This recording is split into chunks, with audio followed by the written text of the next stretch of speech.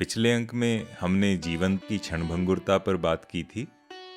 एक छोटी सी चर्चा कविता के आभूषण अलंकारों पर, और बताया था कि बच्चन बाबू के परिवारजन कुछ बातें उनसे छिपा क्यों जाते थे।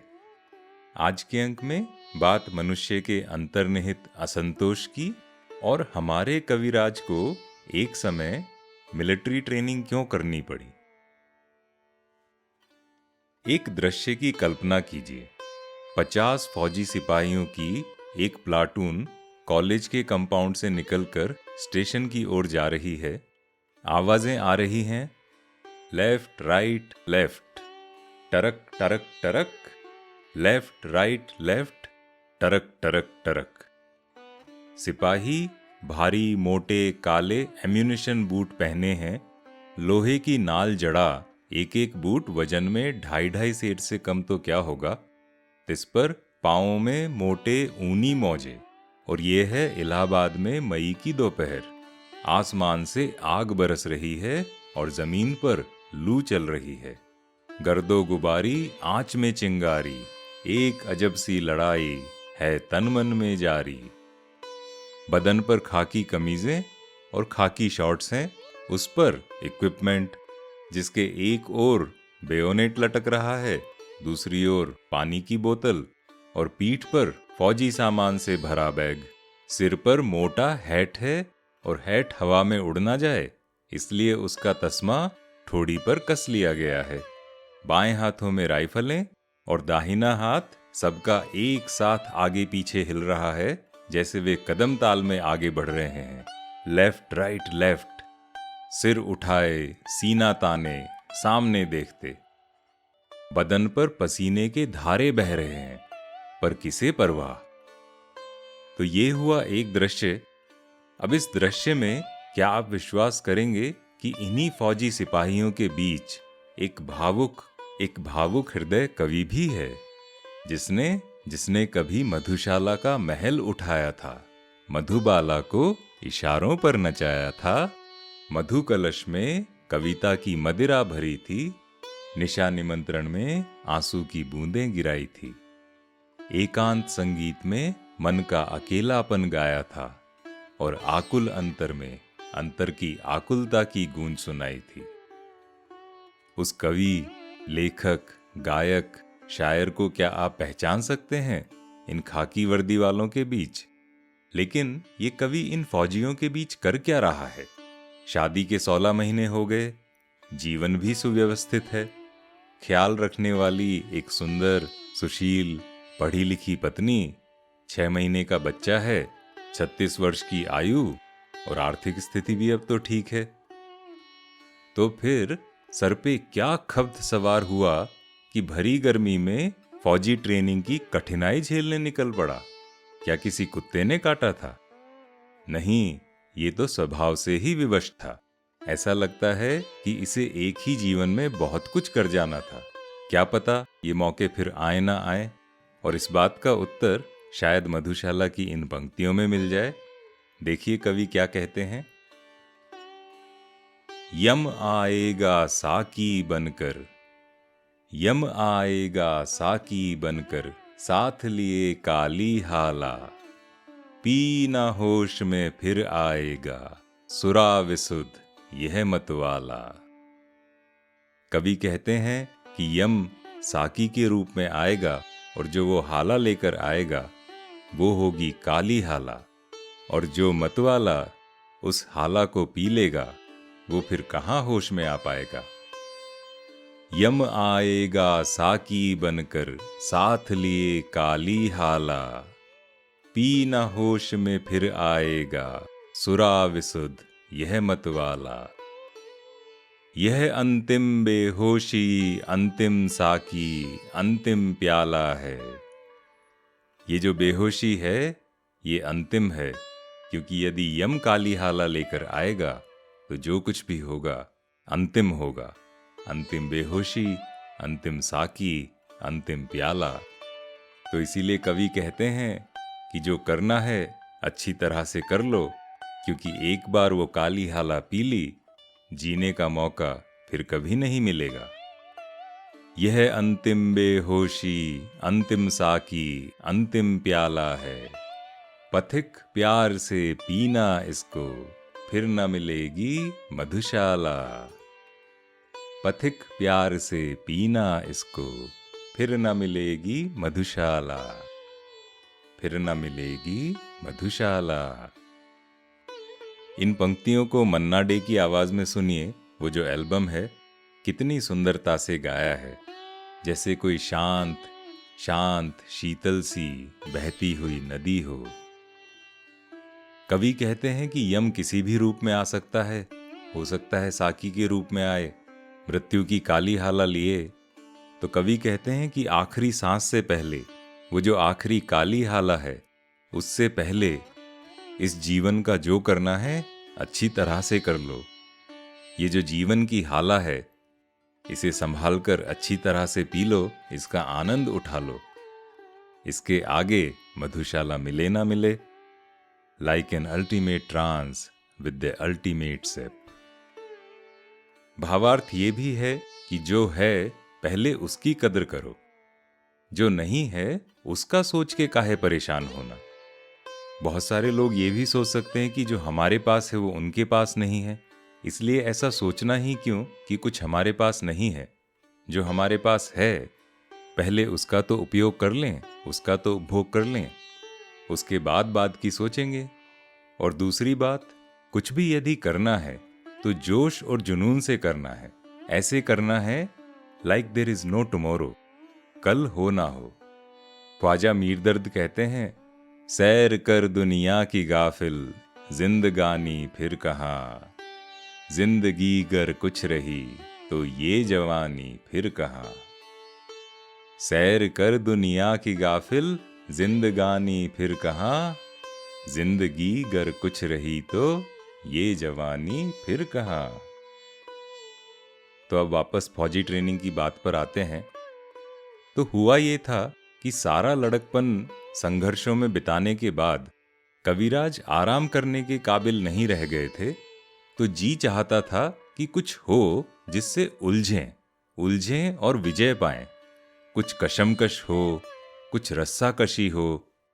उन्हें बड़ी उहापोह होने लगी थी कि जब तक जीवन में दुख थे, अनिश्चितता थी, कविताएं अपने प्रवाह में बह रही थी, एक प्रेरणा सी बनके। अब जब जीवन व्यवस्थित हो गया, आर्थिक समस्याएं नहीं रही, कविता लिखी ही नहीं जा रही, तो एक तरह का आजकल जिसे कहते हैं राइटर्स ब्लॉक, शायद वो हो गया। तो बच्चन जी अपनी आत्मकथा में कहते हैं, मैंने केवल लिखने के लिए लिखा ही कब है।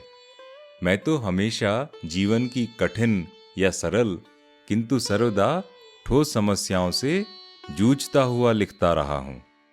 मेरे सिर पर बोझ आए और उसके भार से या जोर पड़ने से मेरा कंठ खुले तो खुले, वरना अच्छा है कि बंद ही रहे। सिर पर बोझ उठाए गाता रहा हूं, भार सिर पर कंठ में स्वर, भार सिर पर कंठ में स्वर। और इस बारे में बच्चन जी के आदर्श कवि विलियम बटलर येट्स क्या कहते हैं? The fascination of what is difficult, यानी जो मुश्किल है, कठिन है, उसका आकर्षण। यदि उसका हिंदी अनुवाद पढ़ें तो कुछ इस तरह से है, जो मुश्किल है उसके आकर्षण ने मेरी नस नाड़ी के सारे रस को सोख लिया है। कुछ कुरेदता है मेरे मन के, मेरी कल्पना के घोड़ों को, उबालता है उनके रक्त को कि वो कोड़े खाकर कांपें, बादल से बादल के ऊपर कूद लगाएं, स्वेद बहाएं। मैं कसम खाता हूं सवेरा होने से पहले, देखें कैसे टिकते हैं ये घोड़े तबेले में, देखूं कैसे टिकते हैं ये घोड़े तबेले में। यानी मेरे मन के, कल्पना के घोड़ों को तबेले में नहीं टिके रहना है, उन्हें तो दौड़ लगानी है, भाग जाना है, बादल से बादल के ऊपर कूदना है, पसीना बहाना है। तो विलियम बटलर येट्स साहब ने तो जीवन में संघर्ष लाने के लिए एक नाटक घर खोल लिया था, और हमारे कविराज पहुंच गए फौज में। तो बच्चन जी कहते हैं कि हर पुरुष के अंतर में एक नारी होती है और हर नारी में एक पुरुष होता है। किसी में वो कम मुखर होता है, किसी में ज्यादा। और कविराज अपने बारे में कहते हैं कि उनके अंदर की जो नारी थी वो अधिक सशक्त और सजग थी। तो हो सकता है ये कठिनाइयों का जो आमंत्रण था, जो आकर्षण था, वो शायद एक प्रयास था उसको नकारने का। वो शायद चाहते थे कि उनके अंतर का जो पुरुष है वो अधिक सशक्त हो जाए और जो नारी है वो नीचे बैठ जाए। उन्होंने आकुल अंतर कविता में लिखा भी है, ओ अवचेतन तू अपने मन की नारी को, तू अपने मन की नारी को अस्वाभाविक बीमारी को उठ दूर हटा, तू अपने मन का पुरुष जगा, तू अपने मन का पुरुष जगा। तो यहाँ डिस्क्लेमर दे दें कि ये जो बीमारी शब्द है वो नारी के लिए प्रयोग नहीं हुआ है। इसके माने ये हैं कि ये जो अस्वाभाविकता है, यानी अननेचुरल सी जो एक बात है, ये एक तरह से बिगड़ा हुआ संतुलन है, यानी इम्बैलेंस। और उसे ठीक करने का मानो एक प्रयास था फौज की ट्रेनिंग की कठिनाई झेलना।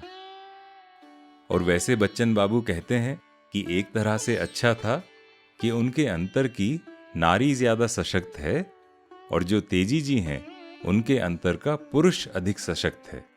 तो उस तरह से भी एक बैलेंस बनता था। खैर, वापस फौजी बात पर आते हैं। तो बच्चन जी ने आधुनिक हथियार चलाने की शिक्षा ली और कहा, मैं कलम और बंदूक दोनों चलाता हूं।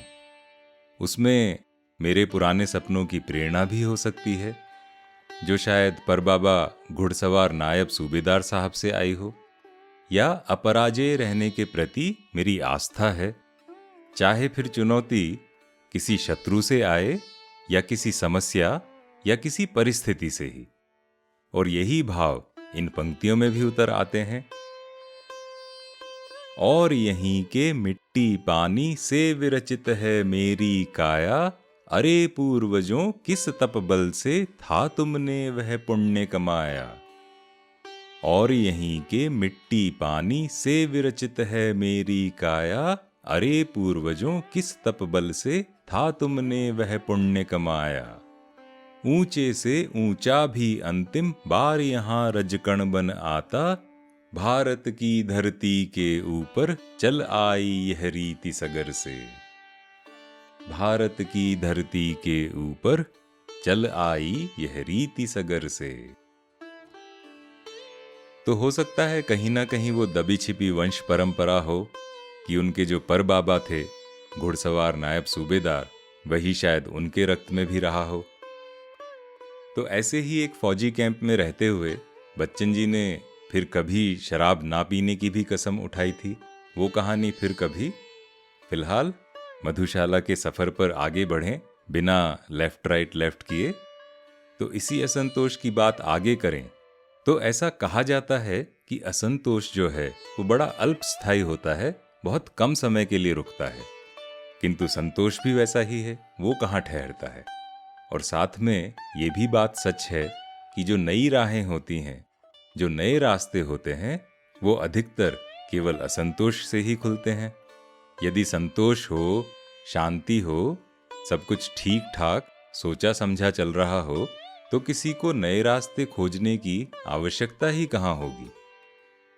सोचिए, संतोष में रहता तो कोलंबस अमेरिका को कैसे खोज पाता। वैसे निकला तो था भारत खोजने। और एक मजेदार कहानी है कि कोलंबस की यात्राएं जो थी वो उसके मरने के बाद भी नहीं रुकी थी। मृत्यु के बाद भी कोलंबस की जो अस्थियां थी वो एक स्थान पर नहीं टिकी, बल्कि कई सालों तक, दशकों तक यहां से वहां यात्रा करती रही। वो कैसे हुआ, ये एक अलग ही कहानी है। बहरहाल, अब इसी संतोष पर और जीवन के दुख दर्द, उन्हें सह पाने की सामर्थ्य और योग्यता के भावों पर आकुल अंतर संग्रह में एक कविता है। वो इस तरह से है। कौन देवता नहीं जानता, कुछ फल होगा नहीं मानता, बलि के योग्य बनूं इसकी, मैं करता हूं तैयारी, सुनकर अचरज होगा भारी। जाना वाना नहीं कभी है, ज्ञात मुझे यह बात सभी है, पर मुझको संतोष तभी है, दे न सको तुम किंतु बनूं मैं पाने का अधिकारी, सुनकर अचरज होगा भारी। यानी मुझे संतोष तभी होगा जब मैं कुछ पाने का अधिकारी हो जाऊं। पर मुझको संतोष तभी है, दे न सको तुम किंतु बनूं मैं पाने का अधिकारी, सुनकर अचरज होगा भारी। तो इसी बात पर आज विराम। अगले अंक में सुनते हैं एक किस्सा बच्चन परिवार के साथ हुई एक सड़क दुर्घटना का, और वहां उन्हें उनकी ही मधुशाला ने कैसे बचाया। मैं हूं अरिसुदन और इस पॉडकास्ट में हम बात करते हैं डॉक्टर हरिवंश राय बच्चन की मधुशाला पर, उसकी कविताओं के भावार्थों पर और उससे जुड़े कुछ जीवन अनुभव, कुछ किस्से कहानियों पर। बताइएगा ये पॉडकास्ट आपको कैसी लगी। आप इसको रिव्यू कर सकते हैं स्पॉटिफाई या आईट्यून्स पर, और मुझसे जुड़ सकते हैं लिंक्डइन या इंस्टाग्राम पर। तो मिलते हैं अगले अंक में। तब तक आप अपने जीवन में थोड़ा सा असंतोष अवश्य बनाए रखिए, ताकि अच्छी चाय का एक प्याला और पिया जा सके। स्वस्थ रहें, संतुष्ट रहें, प्रसन्न रहें।